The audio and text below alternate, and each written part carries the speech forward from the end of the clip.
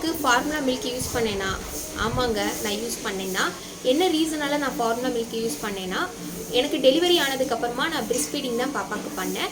But ஆனால் family planning பண்ணதுக்கப்புறமா பார்த்தீங்கன்னா என்னால் உடம்ப வந்து தூக்கவே முடியல. அப்படியே வந்து ஃபேமிலி பிளானிங் பண்ணதுக்கப்புறமா அப்படியே வந்து பெட்டில் ஷிஃப்ட் பண்ணிட்டாங்க.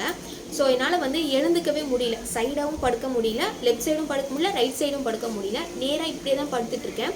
முதுகை வந்து என்னால் சுத்தமாக தூக்க முடியலங்க. அந்த ஒரு நாள் ஃபுல்லாகவே அந்த பெயின் அப்படியே தான் இருந்துச்சு. என்னால் பாப்பாவுக்கு வந்து ஃபீட் பண்ண முடியல. ஸோ நான் வந்து காலையில் ஃபேமிலி பிளானிங் பண்ணும்போதே சிஸ்டர் வந்து காலையிலே கிளம்பிட்டு பாப்பாவுக்கு பாட்டிலில் வந்து ஃபீட் பண்ணி வச்சுட்டு போங்கன்ற மாதிரி சொன்னாங்க. ஸோ நானும் காலையில் பார்த்தீங்கன்னா ஒரு 7 o'clock நான் ஃபேமிலி பிளானிங் பண்ணுறதுக்கு எல்லாமே நான் ரெடி ஆகிட்டேன். ஸோ ஃபீட் பண்ண வந்து பால் சுத்தமாக வரவே இல்லைங்க. எனக்கு ரொம்ப கஷ்டமாயிடுச்சு. ஒரு சொட்டு கூட பால் வரவே இல்லை. ஏன்னா ஹாஸ்பிட்டலில் இருக்கும்போது ஃபுட்டுலாம் அந்தளவுக்கு நான் எடுத்துக்கவே இல்லை. ஸோ பாதாம் இதெல்லாம் சாப்பிட்டா தான் நிறைய வந்து பால் சுரக்கும் இல்லையா. ஸோ அதனால் வந்து நான் வீட்டுக்கு வந்துட்டு இதெல்லாம் நிறைய சாப்பிட்லான்ற மாதிரி ஒரு ஐடியாவில் இருந்தேன். ஆனால் ஹாஸ்பிட்டலில் இருக்கும்போது சுத்தமாக இந்த வந்து எனக்கு பால் வந்து ஃபீட் பண்ணுற வரவே இல்லைங்க. ரொம்ப கஷ்டமாயிடுச்சு. அப்புறம் என்னென்னா நான் சிஸ்டர்கிட்ட போய் கேட்டேன். அப்போது ஒருத்தவங்க பார்த்தீங்கன்னா பால் பவுட்ரு வாங்கிட்டு போனாங்க. ஸோ அந்த பால் பவுடர் எதுக்குன்னு நான் கேட்டதுக்கு, ஏன்னா முதல் குழந்தைக்கு வந்து பால் பவுடர்லாம் நான் எதுவுமே கொடுக்கலங்க. ஸோ ஃபுட்டு சாப்பிட்டு தான் வந்து பால் வர வச்சோம். ஸோ அதனால் வந்து பாப்பாவுக்கு வந்து ஃபார்முலா மில்க்லாம் நான் கொடுத்ததே கிடையாது. ஆனால் இந்த பாப்பாவுக்கு வந்து ஃபார்முலா மில்க் கொடுக்குற மாதிரியான நிலமை வந்துருச்சு. ஏன்னா ஃபேமிலி பிளானிங் பண்ணதுக்கப்புறமா என்னால் எழுந்து உட்கார முடியல, பாப்பாவுக்கு ஃபீட் பண்ண முடியல. அந்த ரீசன் தான். ஸோ நான் சிஸ்டர் கிட்ட கேட்டதுக்கு ஃபீட் பண்ணவே முடியலங்க அப்படின்ற மாதிரி சொல்லியிருந்தேன். ஸோ அவங்க என்னென்னா ஒரு டேபிள் ஸ்பூன் அளவுக்கு தான் வந்து ஒரு மில்க் பவுட்ரு மாதிரி கொடுத்தாங்க. அது வந்து பாட்டிலில் நாங்கள் வாங்கிக்கிட்டோம். ஸோ அம்மா தான் வந்து ஆப்ரேஷன் தியேட்டர் உள்ள ஒரு வார்ட்லேயே அம்மா இருந்தாங்க. பாப்பாலாம் வந்து உள்ளே பாப்பாலாம் அலோட் சொன்னாங்க. என் கூட என்னோடய ஃப்ரெண்டும் வந்துன்னா அவங்களோட குழந்தையும் உள்ளே அலோட் பண்ணாங்க. ஸோ 2 பேருமே இருந்தாங்க. பால் பவுட்ரு கொஞ்சமும் அப்புறம் ஹாட் வாட்டர் கொஞ்சம் வந்து ஆட் பண்ணி பாப்பாவுக்கு வந்து பால் கொடுத்துட்டே இருந்தாங்க அம்மா. ஆனால் வந்து எனக்கு வந்து என்கிட்ட வந்து கேட்டாங்க, டாக்டர் வந்து பாப்பாவுக்கு ஃபீட் பண்ணுங்கன்னு சொல்லி. என்னால் எழுந்துக்கவே முடியல டாக்டர், என்னால் கொடுக்க முடியாது, என்னால் சுத்தமாக முடியலை. ஏன்னா திரும்பி படுத்து பாப்பா கொடுக்கலான்னு பார்த்தா திரும்பி கூட என்னால் படுக்க முடியலைங்க. எனக்கு ஹெவி முதுகு பெயின் அதிகமாகவே இருந்துச்சு. ஏன்னா அப்போ தான் ஊசி போட்டாங்க இல்லையா, அந்த முதுகை என்னால் தூக்கவே முடியல. பாப்பாவையும் வந்து என்னால் கையால் தூக்கவும் முடியல. அந்தளவுக்கு வந்து உடம்பு ரொம்ப ஹெவி பெயினாகவே இருந்துச்சுங்க. ஸோ அதனால தான் நான் வந்து பாப்பாவுக்கு வந்து ஃபார்முலா மில்க் கொடுத்தேனே தவிர்த்து ஸோ எந்த ஒரு ரீசனுமே கிடையாது.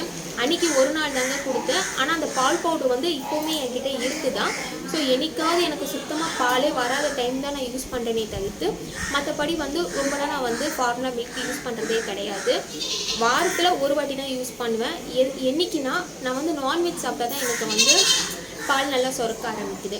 ஆனால் இப்போ வந்து ரீசெண்டாக பார்த்தீங்கன்னா நான் வந்து பாதாம் சாப்பிட்றேன். பாதாம் சாப்பிட்டாலே ஈஸியாக வந்து பால் சுரக்குங்க. நிறைய பேருக்கு இந்த ப்ராப்ளம் இருந்துச்சு. ஏன்னா வந்து ஹாஸ்பிட்டலில் தங்கும் போதே ஒரு சில பேருக்கு வந்து பால் சுரக்கவே இல்லைங்கன்ற மாதிரி நிறைய பேர் சொல்லியிருந்தாங்க. ஸோ அவங்களுக்கு வந்து நான் ஒரே ஒரு விஷயத்த மட்டும் சொல்லிக்கிறேன். பாப்பாவுக்கு வந்து ஃபார்முலா மில்க் ரொம்ப கொடுக்கக்கூடாது தான். அந்த ரீசன் எனக்குமே தெரியும். ஏன்னா நான் வந்து ஃபேமிலி பிளானிங் பண்ணும்போது எழுந்துக்க முடியல, அந்த ரீசனால தான் ஃபார்முலா மில்க் கொடுத்தேனே தவிர்த்து என்றைக்கு ஒரு நாள் வந்து சுத்தமாக பாலே வரல. அப்போ ஒரு வாட்டி கொடுத்தேன், 2 வாட்டி தான் கொடுத்தேன். ஸோ அதுக்கு மேலே வந்து நான் எந்த ஃபார்முலா மில்க்கும் கொடுக்கவே இல்லை. பாப்பாவுக்கு பிரெஸ்ட் ஃபீடிங் தான் பண்ணிட்டு இருக்கேன் இப்போ வரைக்குமே. பால் சுரக்கிறதுக்கு பார்த்தீங்கன்னா மெயினாக வந்து நீங்கள் பாதாம் இருக்குது பார்த்தீங்களா, அதை வந்து நீங்கள் ஒரு 10 பாதாம் நைட்டே ஊற வச்சுருங்க. ஊற வச்சுட்டு காலையில் எழுந்து அதை தோல் உரித்து ஒரு 10 பாதாம் காலையில் வெறும் வயிற்றுலேயே சாப்பிட்டிங்கனாலே 100% வந்து உங்களுக்கு பால் சுரக்குங்க. என்னோடய ஓன் எக்ஸ்பீரியன்ஸில் நான் இதை சொல்கிறேன். அடுத்தது வந்து பூண்டு இருக்குது பார்த்தீங்களா, ஒரு நாளைக்கு ஒரு கைப்பிடி அளவு பூண்டு நீங்கள் சாப்பிட்ணும். ஸோ இதை அப்படியே பச்சையெல்லாம் சாப்பிட முடியாதுங்க. இதை வந்து குழம்பு கூட்டு இந்த மாதிரிலாம் செய்வாங்க இல்லையா, பொரியல். ஸோ அதில் வந்து பூண்டு போட்டு சாப்பிடுங்க. அப்படி இல்லைனா பாலில் வந்து பூண்டு போட்டு சாப்பிடுங்க.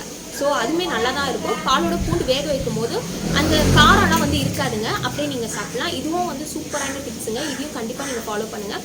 அப்புறம் வந்து பால் சுறா சாப்பிட்டா சூப்பராக பால் சுரக்குங்க. இது வந்து எனக்கு வந்து ஃபஸ்ட்டு ப்ரெக்னென்சி அப்போது எங்கள் பாட்டி சொல்லியிருக்காங்க. ஸோ இப்போவுமே நான் அதை ஃபாலோ பண்ணிட்டு தான் இருக்கேன். இப்போ வந்து பார்த்தீங்கன்னா அந்த மாதிரியான பிரச்சனை எனக்கு எதுவுமே கிடையாது. என்றைக்கா ஒரு நாள் தான் வந்து எனக்கு வந்து பிரெஸ்ட் ஃபீடிங் பண்ணும்போது நெஞ்செல்லாம் வலிக்க ஆரம்பிக்கும். ஸோ அப்போ வந்து பால் சுத்தமாக சுரக்கவே இல்லை. பாப்பா வந்து பசியில் அழுதுகிட்டே இருந்தா. ஸோ அந்த ரீசனால ஒரே ஒரு வாட்டி வந்து ஃபார்முலா மில்க் கொடுத்துருந்தேன் தவிர்த்து அந்த பால் பவுடர் அப்படியே தாங்க இருக்குது. ஃபார்முலா மில்க் கொடுத்தேன் அப்படின்றது வந்து உண்மை தான். ஆனால் வந்து பாப்பா கொடுத்ததே ஃபேமிலி பிளானிங் பண்ணும்போது ஒரு 2 வாட்டி கொடுத்தேன். அப்புறமா வீட்டுக்கு வந்து ஒரே ஒரு வாட்டி மட்டும் சுத்தமாக என்னால் முடியல, நெஞ்செல்லாம் வலிக்குது, எனக்கு பால் வரலைன்ற ரீசனால் ஒரு வாட்டி கொடுத்தேன். மற்றபடி நான் வந்து பிரெஸ்ட் ஃபீடிங் தாங்க பண்ணிகிட்ருக்கேன் பாப்பாவுக்கு. சில பேருக்கு வந்து பால் வந்து சுரக்கவே இல்லைன்ற மாதிரி கவலைப்படுறீங்க இல்லையா? ஸோ அவங்களுக்காக தான் இந்த டிப்ஸு. இந்த 3 மட்டும் நீங்கள் கண்டினியூஸாகவே ஃபாலோ பண்ணாலே உங்களுக்கு வந்து பால் சுரக்க ஆரம்பிக்கும். என்னுடைய ஓன் எக்ஸ்பீரியன்ஸில் நான் சொல்கிறேன். கண்டிப்பாக ட்ரை பண்ணி பார்த்துட்டு எப்படி இருக்குன்னு மறக்காமல் எனக்கு கமெண்ட் பண்ணுங்கள். இந்த வீடியோ வந்து ப்ரெக்னெண்ட்டாக இருக்கவங்களுக்கு, இப்போது ப்ரெக்னென்ட் ஆகி டெலிவரி ஆனவங்களுக்குலாம் ஷேர் பண்ணுங்கள். ஸோ அவங்களுக்கு ரொம்ப ரொம்ப யூஸ்ஃபுல்லாக இருக்கும். ஸோ டெலிவரி ஆனதுக்கப்புறமா ஒரு சில பேருக்கு வந்து வீட்டில் பெரியவங்களாம் சொல்லுவாங்க, ஸோ இது சாப்பிடுங்க அதை சாப்பிடுங்கன்னு சொல்லிட்டு. ஸோ அப்படி உங்களுக்கு தெரிஞ்ச விஷயம், உங்களுக்கு வந்து ஓகே ஆன விஷயமா இருந்தால் கூட கமெண்ட்டில் சொல்லுங்கள். எனக்கும் யூஸ்ஃபுல்லாக இருக்கும், அதே மாதிரி என்னோடய வீடியோ பார்க்குற மக்களுக்கும் யூஸ்ஃபுல்லாக இருக்குங்க. கண்டிப்பாக எனக்கு சப்போர்ட் பண்ணி வீடியோவை ஷேர் பண்ணி எனக்கு சப்ஸ்கிரைப் பண்ண சொல்லுங்கள். Thank you so much. பாய்.